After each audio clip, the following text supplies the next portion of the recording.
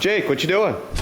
Well, these are the new fuel tanks for the 50-foot Wesmac. As you can see, they're rather large. Each one holds a little over 400 gallons, so we have a usable capacity of at least 800 gallons, which sounds like an insane amount of fuel, and you're probably wondering why I need that much fuel to go lobster fishing. Scratching my head at that question as well. It's a good question. We're gonna get into it. As you can see, she's starting to look more and more like a boat all the time. She is shiny. She's a little too shiny for a lobster boat, I think. So one of the things we gotta do before we can finalize the fuel tanks is make sure we know where we're gonna put the floor height, because we want the fuel tanks to come up as close to the floor as possible, and figuring out where the floor is gonna sit is a pretty crucial step of the build process. Fortunately, there's plenty of 50 Wesmacs right in the area, so we can go in and look at some of the floor heights of ones that they've done. Basically, we just want the floor height to be in the right spot so that our knees hit on the washboard at the right height. If they hit too low, they actually hit right on your kneecaps, and it makes it extremely uncomfortable to work out of. So we're taking a few moments here to make sure we get the floor height right before we finalize the height of the fuel tanks. You can see white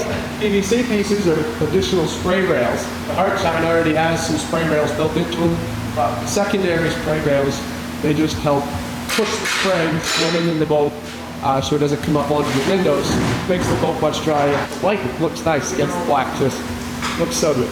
This is the giant wheel well. Look at the size of this. I had Kai back here earlier and he's like, you can stand right here underneath this. That's where the propeller's gonna go. The wheel is gonna be a monster. I think 42-inch wheel back here. Shark is not in. Did you hear that, Mike? 42, 45. That's gonna push some water. We were playing with the engine not too long ago on that troll shifter that like Travis has got. Do you like that? It take a little getting used to, but you couldn't even hear the motor go into gear. I was telling your dad, I don't think your dad could ever get used to something like that. Yeah. One shifter, put the throttle in, the shifter. He'd be so messed up with that. I'm probably gonna grab that thing and just a few times lose Tristan right off the bat. We might as well put underwater lights in. And just, I think we're gonna be going off at 1:30 at night, and I'm gonna be partying out there. You're just gonna see a disco of lights. They got the quarter guards on as well, similar to the spray rails. They're just PVC, and all it needs to do is protect the boat when you're pulling into a dock or something. The dock hits these before it hits the hull. Again, the white pops nice. They get the black hull. I think I'm gonna go a white boot stripe, so there'll be white paint also right here. The bottom color is still up in the air. I think I'm going to go with a light gray bottom, so it'll pretty much be the same color, same scheme. As my current boat, we need a name before we can put the name on the back, so which I think I'm going Allier. Are you gonna do it on the side or on the back? Probably the stern. It's going to be fiberglass on the stern. Put the name in white right across the back. It's starting to get real. A lot of people in the comments have been asking me when the completion date is, and we're still quite a ways away from the completion date. Hopefully we'll be out of Wesmac somewhere around the end of August.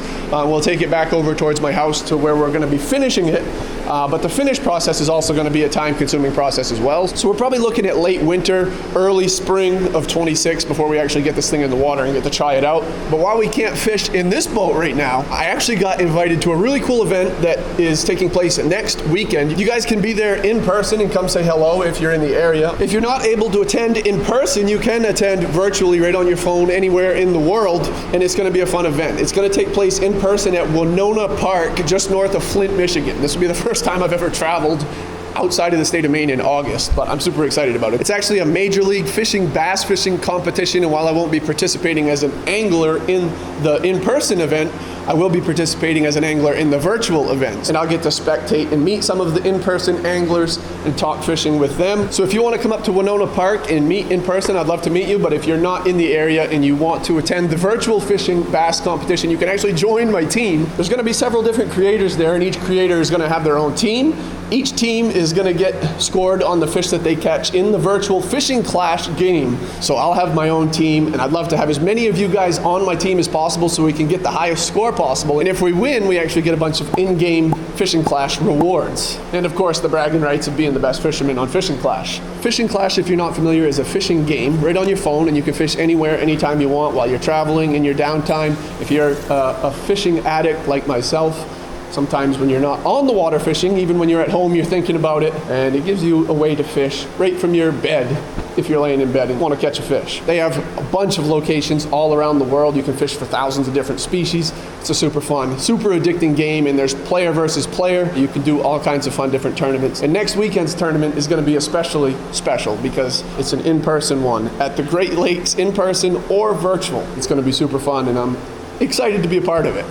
Hopefully when I'm there too. I haven't got the word, but I want to catch some fish, some real fish in person. Every time I go travel to a different state, I always kind of set the goal. For whatever my travel reasons are, I want to catch a fish in that state. I want to go home, at least catch in one state. I can't travel all the way to the Great Lakes in Michigan for the first time in my life and come home without catching a fish. So tune in next weekend and get your Fishing Clash app downloaded already on your phone. I'll leave some information in the description on how to join my team if you guys want to participate in the competition with me or against me if you want to choose another creator, but I'd like to have you on my team. You guys can follow along for live updates on my Instagram as well, as we'll be traveling there on the 8th next weekend to Winona Park, Flint, Michigan. It's going to be fun. Also, thank you Fishing Clash for sponsoring today's video. We are in the rain patrol boat, which we saw a while back. We're making pretty good progress on it. Looks like it's almost complete. And I'm trying to plan out the one part that we don't have planned out yet. I built everything on that CAD program from here back, but up here I couldn't build it on the CAD program because I didn't really know the dimensions, so I couldn't get the shape right up here. I'm just trying to visualize how I'm going to build this and lay this out to be comfortable on the not lobster fishing trip and the lobster fishing trip. It's actually really out pretty good. I think we're going to enter down forward, right where the camera is standing. There'll be stairs, and then in here will be a little utility room where all the wiring and the hydraulic, everything can get mounted in there. In here, we're going to have a bathroom. Cody's going to have a toilet in here. He's going to retire in a bucket, and then 4 bunks up here. We could even put a door here so Tristan and Cody can close the door on the ride out. I think this is going to work out nice. I have this one entering down forward in the center of the boat. We're going to be entering from the side, right here, and then I'm thinking I can even add another bunk right here, in case we ever have more than 4 people on the trip.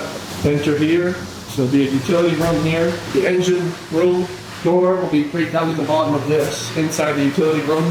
Bathroom there and 4 bunks up there. There's plenty of room. This is nice. So we're getting pretty close to installing the motor. These are the support gussets for the stringers.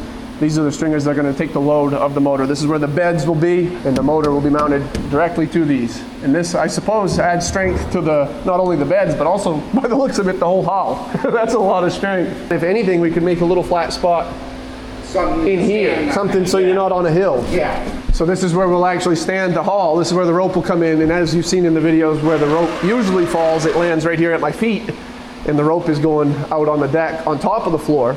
But the way we're going to do this is put an actual locker under the floor. So all the rope, after it comes out of the hauler, will go right under the floor into this locker, safe and away from everybody's feet. As we set the traps out, it'll come back out through the locker, and it's also nice for shifting. Instead of having all that rope on the deck, it'll get thrown onto the floor, and I assume here is the engine room. It looks like it's pretty much complete. We've got the engine bed stringer support gussets. This is how overkill Wesmac builds stuff. It's extremely rugged. These big support gussets are not typical in lobster boats, but this is where a lot of the force will hit, not only from the torque of the engine twisting the stringers that'll give support to that, but also where on a rough day when we're cruising into chop, this is where the brunt of the chop is going to hit, right here up towards the bow, right here in the cheeks of the boat. So this is where the boat will get the most stress. On a rough day, it'll be nice to know that what's underneath your feet is overkill and not underkill. I originally planned on building flat shelves in here to work on, so when I'm working on the engine down in the engine room, I have a nice flat area to work, but I might just leave it the way it is and just gel coat and leave these lower compartments down in between these ribs. It'll give me the most head height. If we build a flat shelf now, it's going to remove some of the working space and just use these as storage compartments for oil and coolant and spare parts. The engine will be mounting right here in like a week or two, I think. I think they're getting really close to pulling this thing out.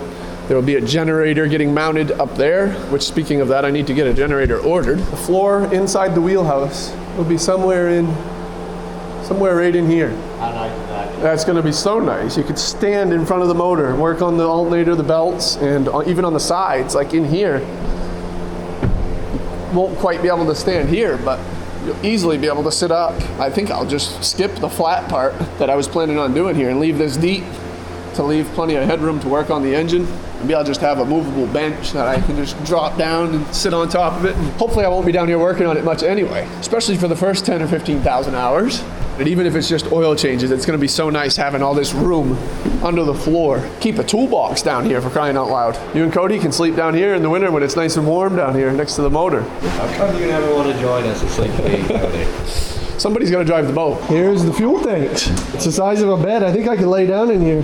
What are they, Mike? Seven, yeah. I could lay down. The fuel tanks will have baffles throughout them, full of holes to keep them from sloshing and also give the tank strength. Crazy how deep this thing is. They're gonna hold a little over 400 gallons each, so we're gonna have a total capacity of over 800 gallons, probably conservatively 800 gallons of usable fuel, which sounds like an insane amount of fuel. And you're probably wondering why we need that much fuel, and it's a good question. 800 gallons, the first time to fill this thing up is gonna be like $2,500. We're gonna get the boat all built and not gonna have enough money to fill the tanks up.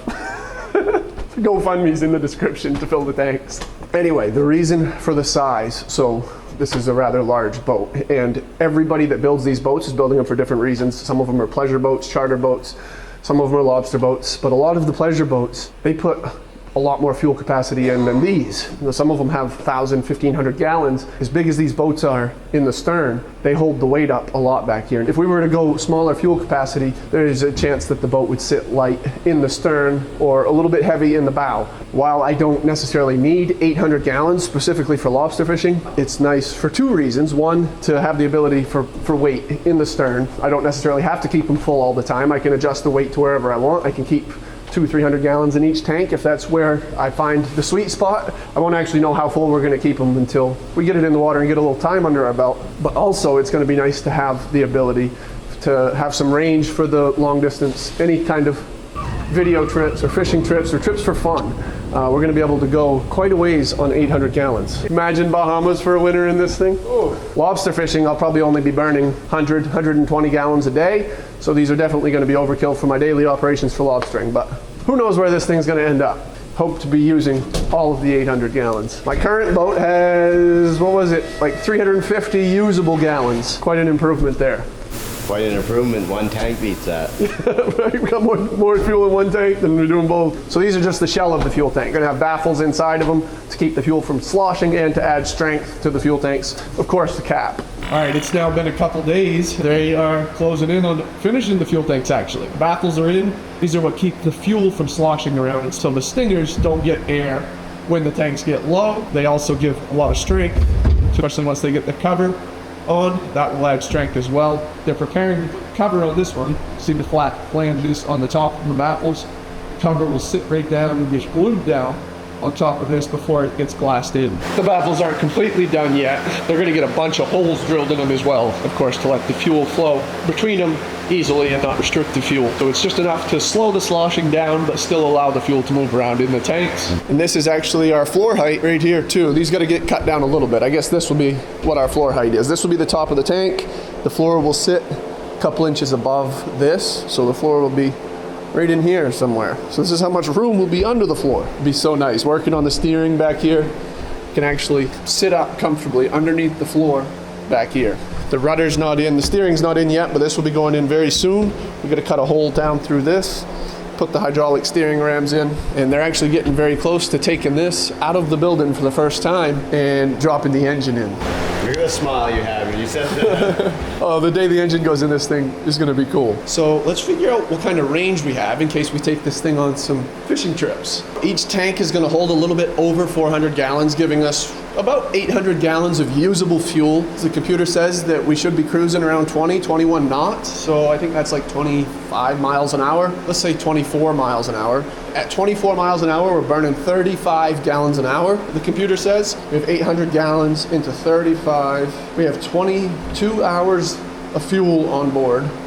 And if we're going 24 miles an hour, we can go 550 miles on a full tank. That's pretty good range. I think by the time we go 550 miles, we're probably ready for a break, probably stop and fuel up and grab a bite to eat. But that could take us pretty much halfway to Florida. That's like a big dream. I think it'd be so fun to take this thing down south somewhere in the wintertime to fish for, I don't know what. I'm sure we could find something to fish for in the wintertime. Be a lot more fun fishing in some shorts the t-shirt than it is up here fishing for lobsters in the wintertime. Very soon they're going to be taking the boat out of this building and they're going to be pulling the mold for the top in, and they'll build the whole top of the boat, which is the windshield, the roof, the walls, the wheelhouse. Things are going to start coming together pretty quickly here, and this is actually the visor that goes on the top above the windows, just like a visor on a hat. It blocks the sun glare off of the windows and it gives it a nice sharp look. So this is the start of the top.